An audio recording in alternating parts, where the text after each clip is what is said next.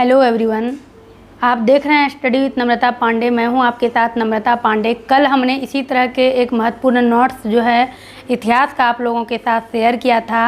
आशा करते हैं आप लोगों ने ज़रूर देखा होगा। इस आखिरी वक्त में सीटेट का जिस तरह आप देख रहे हैं एग्ज़ाम पास आ गया है और मैं डिटेल में आपको सारा चैप्टर पढ़ा रही थी।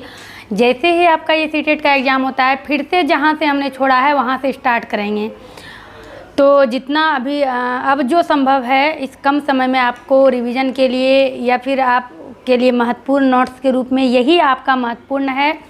ये है आपका, यहाँ पर लिखा है पृथ्वी हमारा आवास, लेकिन आपके क्लास 6 का जो बुक है उसका पहला अध्याय जो है सौर मंडल में पृथ्वी, यानी पृथ्वी का उसमें वर्णन है कुछ सौर मंडल को लेकर के, और यहाँ आपका है पृथ्वी हमारा आवास। तो इस पर ध्यान नहीं देना है, बात वही है सौर मंडल में पृथ्वी।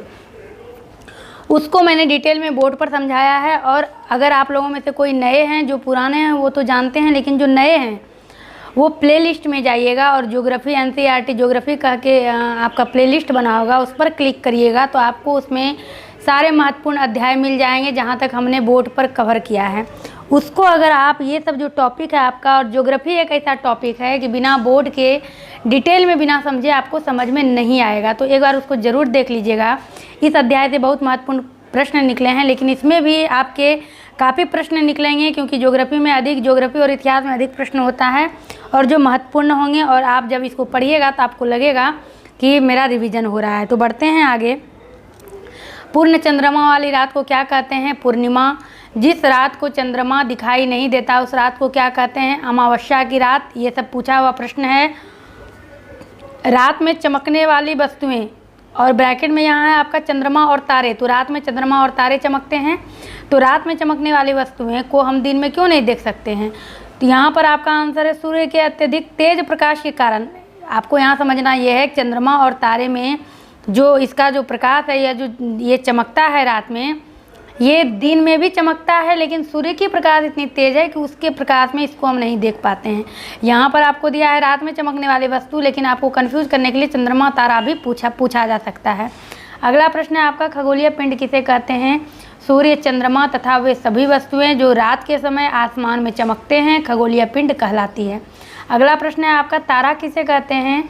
कुछ खगोलीय पिंड बड़े आकार वाले तथा गर्म होते हैं। ये गैसों से बने होते हैं। इनके पास अपनी ऊष्मा और प्रकाश होता है और ये बड़ी मात्रा में ऊष्मा को उत्सर्जित करते हैं, यानी कि ये बड़ी मात्रा में छोड़ते हैं और उन्हें खगोलीय पिंड कहते हैं। उसके बाद है आपका सूर्य क्या है? तो सूर्य भी एक तारा है। ये कन्फ्यूजन करने वाला ऑप्शन इस तरह से आएगा, सूर्य एक ग्रह है, या इस तरह से करके सौरमंडल का मुखिया है, एक तारा है।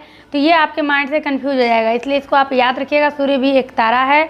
और रात्रि में आसमान की तरफ देखते समय आप तारों के विभिन्न समूहों द्वारा बनाई गई आकृति को क्या कहते हैं? तो उसे हम लोग नक्षत्र मंडल कहते हैं। अर्सा मेजर या बिग बियर क्या है? ये नक्षत्र मंडल है। अर्सा मेजर और बिग बियर भी, और इसको मैंने डिटेल में समझाया है। स्मॉल बियर क्या है? यह तारों का समूह है जिसे सप्तऋषि मंडल कहा जाता है। यह बड़े नक्षत्र मंडल अर्सा मेजर का भाग है। बिल्कुल इस क्लास को 2-3 बार सुन लीजिएगा तो आपको ये पूरी तरह से याद हो जाएगा। ध्रुव तारा किस दिशा से निकलता है? ध्रुव तारा उत्तर दिशा से निकलता है। अगला प्रश्न है आपका, पिंड जिनमें अपनी ऊर्जा व प्रकाश नहीं होता लेकिन वे तारों की रोशनी से चमकते हैं, उन्हें क्या कहा जाता है? उन्हें ग्रह कहा जाता है। यानी ग्रह में अपनी ऊर्जा और अपना प्रकाश नहीं होता है, वो तारों की रोशनी से चमकता है। अब ऑप्शन में आपको ग्रह भी दे दिया जाएगा, विभिन्न तरह की चीज़, तारा दे दिया जाएगा, क्योंकि यहाँ पर तो कहा गया है पिंड जिसमें अपनी ऊर्जा व प्रकाश नहीं होता है। ग्रहों को अंग्रेजी में क्या कहते हैं? प्लेनेट। ये भी पूछा हुआ प्रश्न है। प्लेनेट शब्द से क्या तात्पर्य है? प्लेनेट शब्द ग्रीक भाषा के शब्द से बना है जिसका अर्थ है परिभ्रमक, अर्थात चारों ओर घूमने वाला। परिभ्रमक का अर्थ होता है चारों ओर घूमने वाला। किन किन ग्रहों के चारों तरफ वलीय छल्ले हैं? ये कई बार ये प्रश्न पूछे गए हैं, ये अति महत्वपूर्ण प्रश्न है। बृहस्पति, शनि और यूरेनस, इस तीनों के चारों तरफ वलीय छल्ले हैं। और सौर परिवार में कितने ग्रह हैं? 8 हैं। सूर्य परिवार को क्या कहा जाता है? सौर मंडल। सोल शब्द किसके लिए प्रयोग हुआ है? सूर्य देवता के लिए। जियोग्राफी शब्द किस भाषा का है? महत्वपूर्ण प्रश्न। तो जियोग्राफी शब्द जो है ये ग्रीक भाषा से लिया गया है जिसका अर्थ है पृथ्वी का विवरण। आपने 2-3 शब्द इस तरह से देख लिए जो कि ग्रीक भाषा से लिया गया है। और इसका अर्थ है जैसे कि आपका जियोग्राफी है, जियो इसका मतलब हो गया पृथ्वी का विवरण। प्लेनेट के बारे में भी आपने देखा, वो भी ग्रीक भाषा से लिया गया था, जिसका अर्थ हुआ परिभ्रमक यानी चारों ओर घूमने वाला। आर्यभट्ट कौन थे? ये प्राचीन भारत के खगोल शास्त्री थे। हमारे सबसे नज़दीक तारा कौन सा है? वह हमसे कितने किलोमीटर दूर है? सूर्य हमसे सबसे नज़दीक का तारा है और ये हमसे 15 करोड़ किलोमीटर दूर है। सूर्य के पास का ग्रह कौन सा है? बुध ग्रह है। अब आपको याद होगा हमने कितना डिटेल में आपको बताया था, आपके इसी एक्सरसाइज में है बुध शुक्र बृहस्पति मंगल, बुध शुक्र पृथ्वी मंगल बृहस्पति शनि यूरेनस जिसको कि अरुण कहते हैं, नेपच्यून जिसको कि वरुण कहते हैं। कौन कितने दिन में अपने अक्ष पर घूर्णन करता है? कौन कितने दिन में पूरे सूर्य के चारों ओर एक परिक्रमण करता है? ये आपको याद रखना ज़रूरी है। और किसके पास कितना उपग्रह है, जो कि हमने आपको डिटेल में बताया था। ये बहुत ही महत्वपूर्ण है। आपको बस 2 मिनट का समय दीजिएगा, आपको हम यहाँ भी रिवाइज कर देंगे एक बार। बुध जिस तरह यहाँ कहा जा रहा है सूर्य के पास का ग्रह है बुध, तो ये जो बुध है ये सूर्य के चारों ओर एक परिक्रमण में 88 दिन और अपने अक्ष पर घूर्णन में 59 दिन लेता है। और इसको मैंने उदाहरण देकर बॉल के सहारे से आपको समझाया है। प्लेलिस्ट में जाकर ज़रूर एक बार देखिएगा। शुक्र अपने सूर्य के चारों ओर परिक्रमण 255 दिन में और अपने अक्ष पर घूर्णन 243 दिन में। पृथ्वी सूर्य के चारों ओर परिक्रमण 365 दिन में और अपने अक्ष पर घूर्णन 1 दिन में। और पृथ्वी जैसे तीसरा ग्रह आपका है, यहीं से आपका उपग्रह की चर्चा शुरू होती है। और पृथ्वी की उपग्रह 1 है, यानी कि पृथ्वी पर चंद्रमा की संख्या 1 है, यानी कि पृथ्वी से एक चंद्रमा दिखता है। इसके बाद आपका मंगल आता है, जो कि सूर्य के चारों ओर परिक्रमण 687 दिन, अपने अक्ष पर घूर्णन 1 दिन और मंगल पर चंद्रमा की संख्या 2 है। बृहस्पति सूर्य के चारों ओर परिक्रमण 11 साल 11 महीने लगभग 12 साल आपको याद रखना है और अपने अक्ष पर घूर्णन 9 घंटे 56 मिनट, यानी आप इसको 10 घंटा भी माइंड में रख सकते हैं। और चंद्रमा की संख्या बृहस्पति पर 16 है। शनि सूर्य के चारों ओर परिक्रमण 29 साल 5 महीने में करता है। अपने अक्ष पर घूर्णन वो 10 घंटे 40 मिनट में करता है और चंद्रमा की संख्या 30 से अधिक है। यूरेनस जो है वो सूर्य के चारों ओर परिक्रमण में 84 साल लेता है। अपने अक्ष पर घूर्णन 17 घंटे 14 मिनट और चंद्रमा की संख्या लगभग 17 है। और नेपच्यून जो आपका आखिरी ग्रह है, ये सूर्य के चारों ओर परिक्रमण में 164 साल, अपने अक्ष पर घूर्णन 16 घंटे 7 मिनट, चंद्रमा की संख्या 8। आपको याद कैसे करना है? आप देख रहे हैं जिस तरह की ग्रह की गति है यानी संख्या है, बुध उसके बाद शुक्र उसके बाद पृथ्वी फिर मंगल फिर बृहस्पति, बुध शुक्र पृथ्वी मंगल फिर बृहस्पति शनि यूरेनस वरुण। उसी तरह जिस तरह सूर्य से दूरी के हिसाब से उसके सूर्य के परिक्रमण में भी समय बढ़ता गया है, आपको इस तरह से याद रखना है। और चंद्रमा की संख्या पृथ्वी से शुरू होती है, वहाँ से आपको याद रखना है कि पृथ्वी से जैसे चंद्रमा की संख्या 1 हुई तो उसके आगे जितना है चंद्रमा की संख्या बढ़ती ही चली गई। 1 उसके बाद 2 उसके बाद 16 उसके बाद 30 से अधिक, उसके बाद फिर 17 और फिर 8। तो आप इसको असेंडिंग डिसेंडिंग ऑर्डर में भी याद रख सकते हैं। ये अति महत्वपूर्ण है। हालांकि इस नोट्स में आपको आगे हो सकता है कि मिल जाए, नहीं अगर मिले तो आपको 2 चीज़ और महत्वपूर्ण याद रखना है। आंतरिक ग्रह और बाह्य ग्रह। सूर्य से जो बहुत नज़दीक ग्रह है उसे आंतरिक ग्रह कहते हैं और आंतरिक ग्रह चट्टान से बने होते हैं, जबकि जो सूर्य से बहुत दूर है उसे बाह्य ग्रह कहते हैं।